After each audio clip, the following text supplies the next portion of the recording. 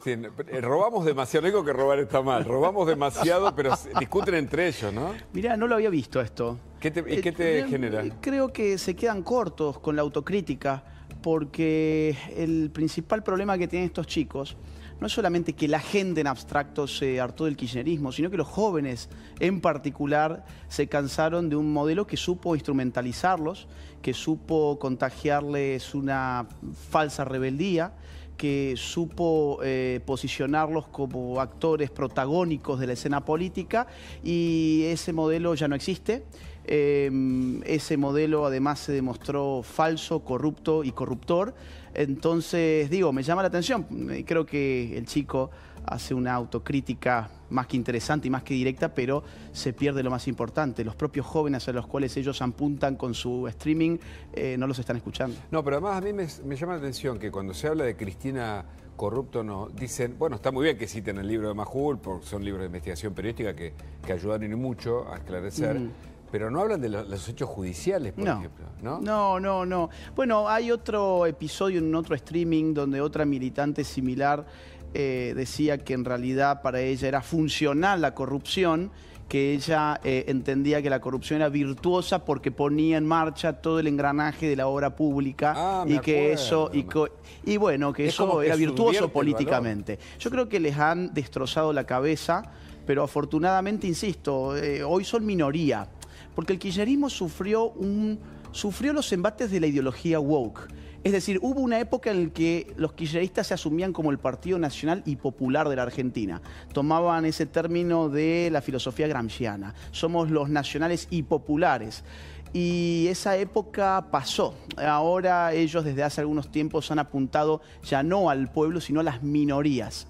Y han cambiado a su sujeto político. Hoy el Partido Nacional y Popular en la Argentina es el de Javier Milei, que llega transversalmente a todas las capas sociales, desde las altas hasta las bajas, que está llegando a jóvenes, a adultos, incluso cada vez más gente grande en la que al inicio había cierta resistencia, está llegando cada vez más a mujeres con datos clarísimos que parecían impensables hace apenas un año. Por ejemplo, ver que este gobierno, o que en el marco de este gobierno los femicidios caigan cerca de un 20% respecto de las gestiones kirchneristas, bueno, tiran por la borda una serie de relatos que estaban en el corazón del kirchnerismo. Ahora, vos decís que ahora el Partido Nacional y Popular, digamos. Sí, Nacional y Popular. Nacional y Popular. ¿Y eso implica, digamos, incluye el populismo como efecto? No, el populismo no sé si es negativo en sí mismo, ¿no?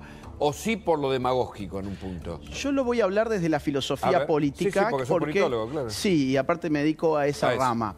Quien mejor ha definido el populismo es Ernesto Laclau. Perfecto. El intelectual de los kirchneristas. O sea, vamos a darles un punto, gran filósofo político. Correcto. Ahora, Ernesto Laclau marca algo que es muy importante, que es que el populismo no es una ideología política, sino un estilo del discurso político, que va anudando, va concatenando sujetos que están dispersos en la sociedad. Simbólicos para nominarlos a la postre como el pueblo. Interpelamos a ese sujeto necesario para la democracia, pero ausente materialmente, que es el sujeto popular, que está en la propia palabra democracia. Es interesante porque eso sería como la hegemonía gramsciana, que de algún modo... Exacto. A ver, ha logrado lo que logró, es decir, una población pobre, absolutamente empobrecida desde el punto de vista material, llena de símbolos que los nuclea, pero que ahora tampoco les alcanza. Exacto, sus cadenas equivalenciales, sería esto técnicamente, están todas rotas por todas partes. Entonces, en un momento cuando ellos lograron constituir al sujeto popular en la Argentina, fue la época del vamos por todos, el 2011, el 54%, era muy difícil oponerse a eso. En este momento...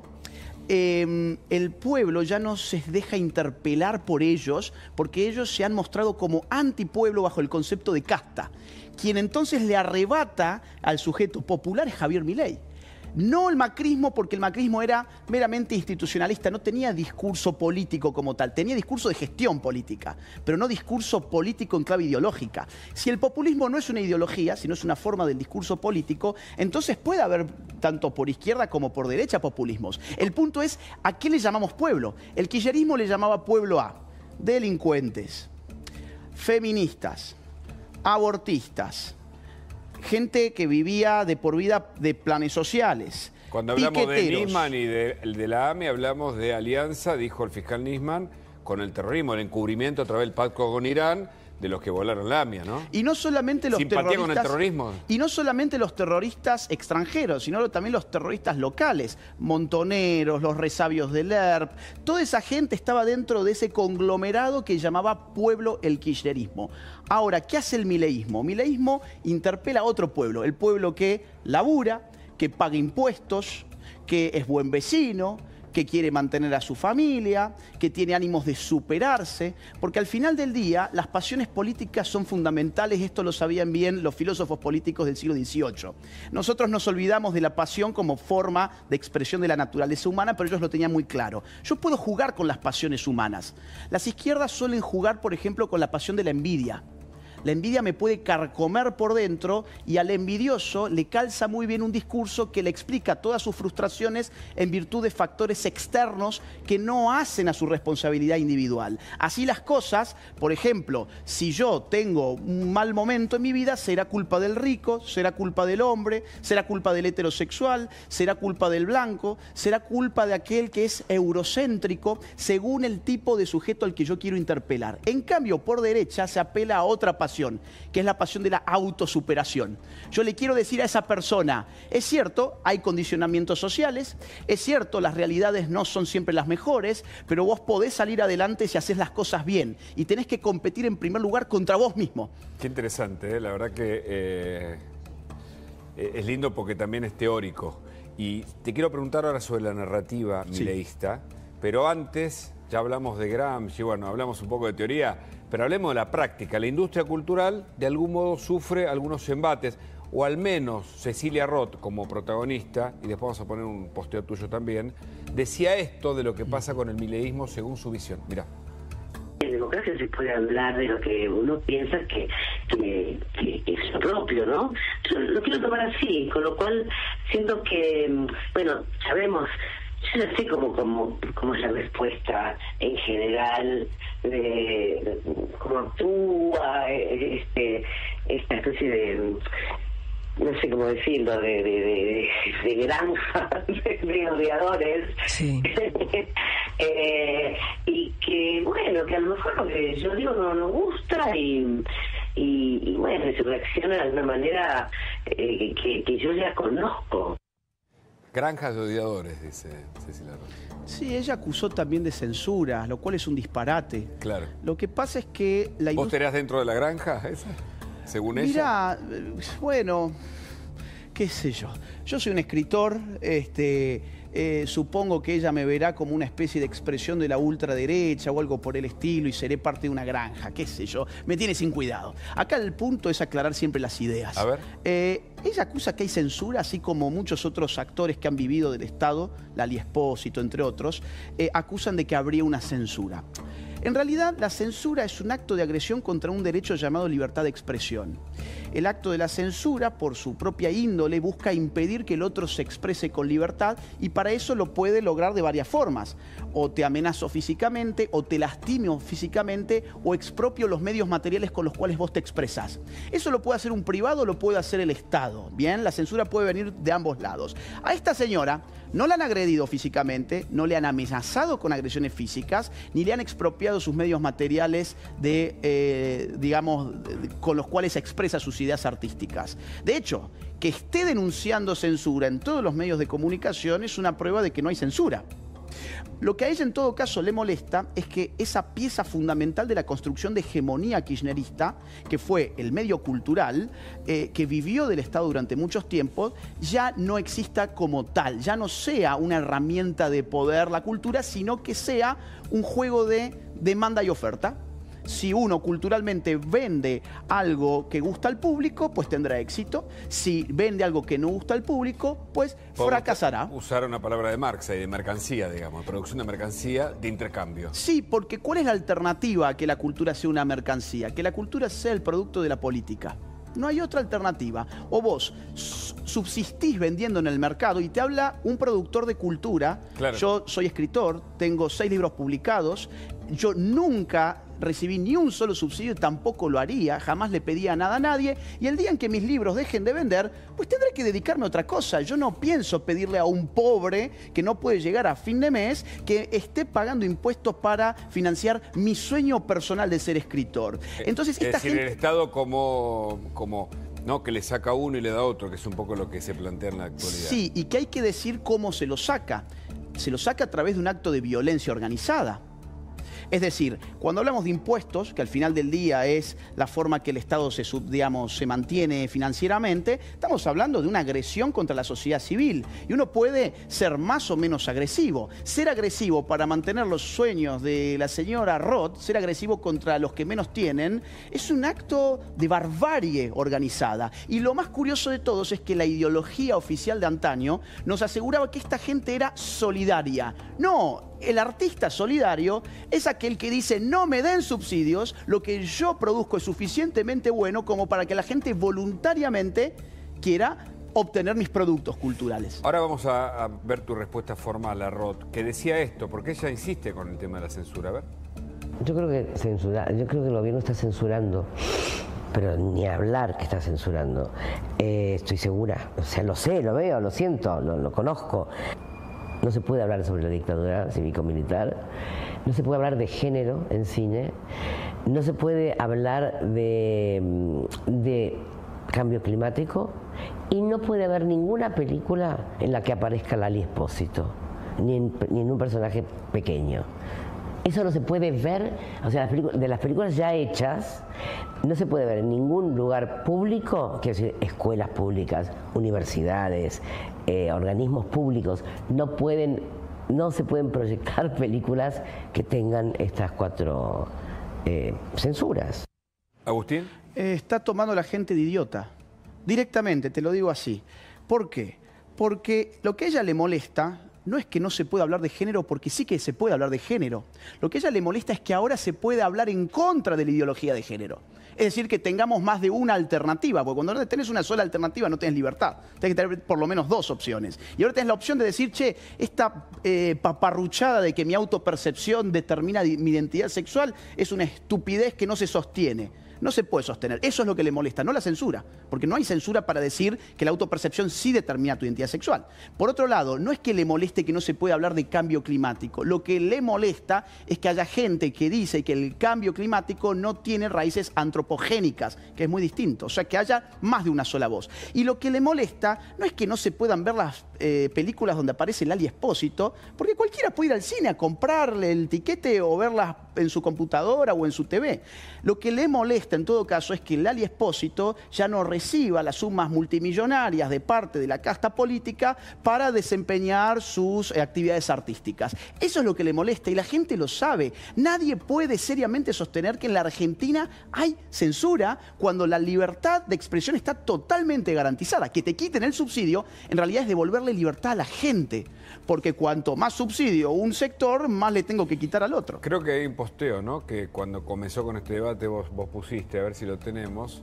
Sí, es un poco largo. Sí, veamos aunque sea un párrafo, solamente como para, ya que pusimos 2 declaraciones de Cecilia Roth, vos pones: los desvaríos de Cecilia Roth, en un rapto de insólito desquicio, la actriz acusó a Milei de censura. El gobierno está censurando, lo sé, lo veo, lo siento. No se puede hablar sobre dictadura, ni de género, ni de cambio climático, y no se puede ver ninguna película en la que aparezca Lali Espósito. Es increíble.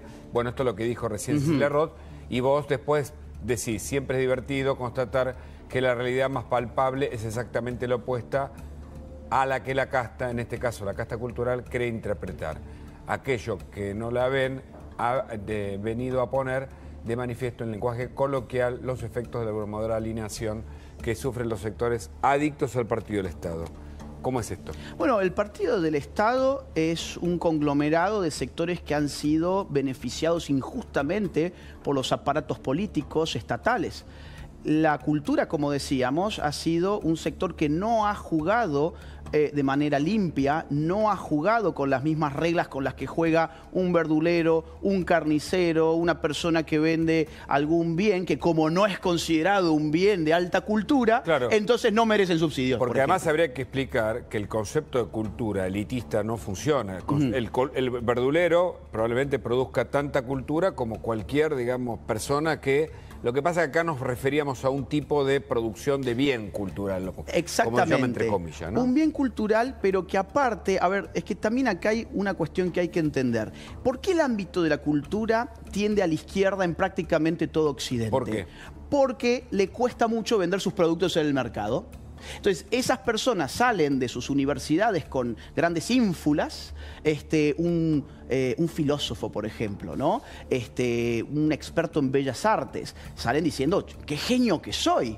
Pero ocurre que después me subo a mi autito y es un autito muy humilde. Yo tengo un auto muy humilde como escritor. Yo ando en un Clio del año 2010 más o menos, pero no me resiento con eso. Pero una tesis sobre filosofía política? Sí.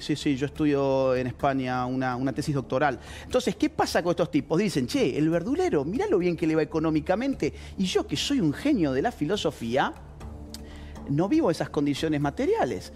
¿Por qué? Porque hay injusticia. El Estado me tiene que pagar a mí lo que la sociedad no me quiere retribuir libremente. Entonces, evidentemente, al final es una decisión que más que ideológica es económica. Voy a apoyar un sistema estatista porque dependo materialmente de que esos políticos inflen el Estado. Estaba pensando en Sabina, que dijo que la izquierda lo decepcionó, como tantos otros que descubren que todo lo que la izquierda prometía durante el siglo pasado y que genera una posmodernidad revulsiva, como si el sistema anterior se hubiera agotado, bueno, se da cuenta, ¿no? Como se dice ahora, la ve, ¿no? En el sentido de vio la luz o entendió. Había, digamos, el romanticismo del mundo justo que promete la izquierda, ¿fracasó? Fracasó la izquierda que luchaba por las clases bajas. La izquierda era un proyecto concebido para levantar a las clases desfavorecidas de la sociedad. Y muy rápidamente uno empezó a constatar que en los lugares donde triunfaba la izquierda la gente se empobrecía cada vez más y esa gente al final, como no podía votar, empezaba a votar con los pies. Ya no votaba con las manos, empezaba a votar con los pies. Los cubanos iban a la Florida. Los venezolanos generaron una diáspora de 8 millones que ya viven fuera de Venezuela y se espera 4, 5, 6 millones más después de lo del 10 de enero. Si vos te fijás además, todas las dictaduras en pie son de izquierdas cuando al mismo tiempo nos convencieron de que la izquierda era la representante más pura de los ideales democráticos. Al mismo tiempo nos convencieron de que la izquierda era la militancia... Como la de Maduro, ¿no? Como la de Maduro, claro, que hace fraude. Que dice que él representa, el último que dijo, que él representa al pueblo, cuando en realidad el pueblo lo votó en contra. O sea, 4 de 5 venezolanos no lo quieren a Maduro y él se sienta representante del pueblo. Es como el mundo al revés. Pero además, hablando de industria cultural, porque no me quiero ir de ahí, porque es muy interesante, Florencia Peña parece que está enojada y dice de lo que hay que reírse y de lo que no. Es por la vuelta de poner a Franchella, cuando ocurrió hace un par de décadas aquel, bueno, humor, digamos, más clásico, y ella dice que no da que el programa vuelva, el humor tiene que ver con las épocas, es humor antiguo. O sea, son catadores de gustos. Más aún, son sacerdotes laicos. Es decir, están ejerciendo una función sacerdotal que la gente ya no aguanta. La idea de la izquierda constituye la vara moral con la cual vamos a juzgar qué se puede decir, qué no se puede decir, de qué uno se puede reír, de qué no se puede reír, qué palabra puedo usar y qué palabra tengo que modificar por una que no significa lo mismo pero que es políticamente correcta. Esta gente se ha pasado de la raya y ha perdido el buen humor. La izquierda antes tenía buen humor. Es decir, había una identificación entre ser militante de izquierdas y la alegría, la risa, la buena onda, estar desacartonado, ¿no? Y eso se perdió. Ahora son personas amargadas, personas que están todo el tiempo juzgando a ver qué palabra se usó, qué otra palabra no se usó. Son sacerdotes laicos que ejercen una religión política en vías de extinción, que ya ha mostrado que no funciona para la sociedad, y tienen un problema este año, que es que se vienen las elecciones de medio término y que va a tener repercusiones políticas la situación económica que mejora. Los reductos donde el kirchnerismo todavía funciona, estoy pensando en la provincia de Buenos Aires, en el conurbano particularmente, donde faltan cloacas y te matan por inseguridad, tal vez como en ningún otro lugar de la Argentina. ¿Por qué todavía adhieren a ese sentimiento de izquierda kirchnerista / peronista? Porque el socialismo del siglo XXI y el kirchnerismo es parte de ese megaproyecto continental que tiene base en el castrismo y en el chavismo. Bueno, eso hay que decirlo. Ahora te quiero preguntar por la decisión de Biden. No sé si estás al tanto. Acaba de publicarse en The New York Times. Ahora te lo cuento. Yo acabo de llegar de Córdoba, con lo cual no estoy muy al tanto. Ahora te lo cuento porque Bien. también es un tema. Bien. Sí. Entonces te decía, lo que hace esta gente es un modus operandi muy claro. Es decir, cooptan al ciudadano con las dádivas del Estado y genera un sistema económico que lo va empobreciendo cada vez más, y eso lo hace más adicto al estatismo. Es un círculo vicioso. Cuanto más te empobrezco, más Estado te ofrezco, pero cuanto más Estado te ofrezco, más te empobrezco. Entonces, si eso yo lo combino con un proceso de, digamos, de idiotización, de generar ciudadanos que, bueno, por sus condiciones, que yo no las voy a juzgar moralmente, pero sí políticamente, son personas que al final del día están dispuestas a votar por cualquiera que le dé al cortísimo plazo alguna satisfacción menor, pues entonces tenés al reo político perfecto. Eso es lo que hicieron en todos los países donde gobernaron, y en Argentina la tuvieron más complicada por la fortaleza de su clase media, que nunca llegó a caer en esa rueda tan nefasta. En el escenario mundial quedan, por supuesto, dictaduras, quedan tiranías. La de Venezuela es una muy concreta, apoyada y sostenida por la de Cuba. Sí. Y por China y por Rusia. Y por China y por Rusia. Y por los negocios que hay detrás. Acaban de publicarse en el New York Times una decisión del presidente Biden, a punto de irse del gobierno, que le saca el mote de propiciador del terrorismo al régimen cubano, ¿no, Jan? Y esto demuestra que es un revés para quienes están peleando porque vuelva la democracia en Venezuela. Ahora, ¿hay un escenario entonces internacional? Sí, a ver, en todos lados se está verificando que la contradicción derecha-izquierda está más viva que nunca, que el centrismo está en un proceso de crisis, y en esa clave el Partido Republicano y el Partido Demócrata, que antes en la mayoría de los temas estaban más o menos a favor, eran centro-izquierda, centro-derecha, ahora se han radicalizado cada uno para su lado. Tenemos una derecha muy clara con Trump y tenemos una izquierda muy clara con Biden y luego con Harris. Me interesa eso, porque esto es sobre lo que te quiero preguntar en este año electoral, la narrativa de Milei o la narrativa libertaria. Que viene a ocupar ese espacio, pero viene con todo. Me lo contás en un ratito, porque Alfredo Drochi es un vecino de La Plata. Esto, a ver, yo no sé si es parecido a las autodefensas de Colombia y luego de México, vecinos que luchaban contra el narco, se armaban, bueno, se desencadenó todo un caos, pero que en La Plata se quieren armar porque dicen que el Estado no los defiende y que los ladrones van van abriendo las casas como si fueran suyas y van robando, y entonces pusieron estos carteles. Yo haría la siguiente reflexión. ¿Para qué queremos un Estado? Partamos de ahí. ¿Para qué queremos un Estado? Bueno, lo queremos para que proteja ciertos derechos. Hacemos un contrato social porque queremos que haya una autoridad armada que proteja ciertos derechos.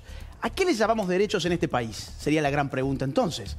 Bueno, hay algunos que llamamos derecho a la vida, que nadie me quite mi vida; libertad, que nadie me someta a la servidumbre; y propiedad, que nadie me robe el fruto de mi labor, de mi trabajo. Para esos tres derechos necesito una buena policía.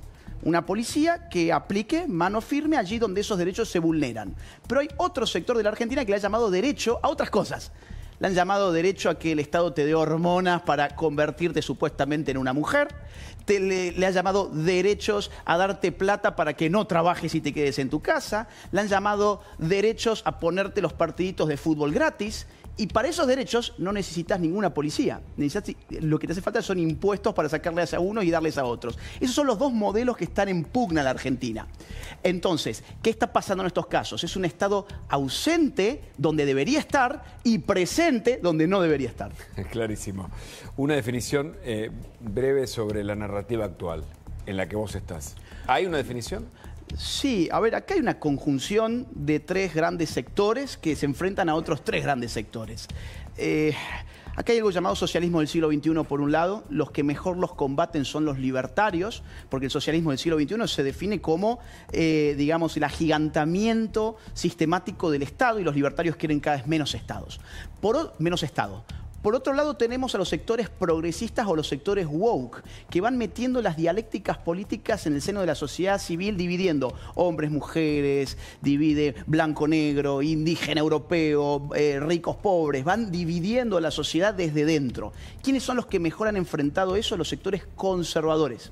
Y por otro lado hay otro asunto que son los sectores globalistas, que son los que inflan las agendas de los organismos internacionales para cooptar la política de las naciones. Por ejemplo, Agenda 2030. ¿Quiénes son los que mejor les enfrentan a eso? Un sector que llaman soberanistas. Hoy Javier Milei es la síntesis perfecta de esos tres sectores que se oponen. Javier Milei es soberanista y en ese sentido es nacional y popular, es conservador y es libertario. Esto es lo que podemos llamar nueva derecha. La narrativa de la libertad avanza, a mi juicio, se inscribe perfectamente en lo que hoy se llama nueva derecha. Muchas gracias por tu visita. No, muchas gracias a ustedes.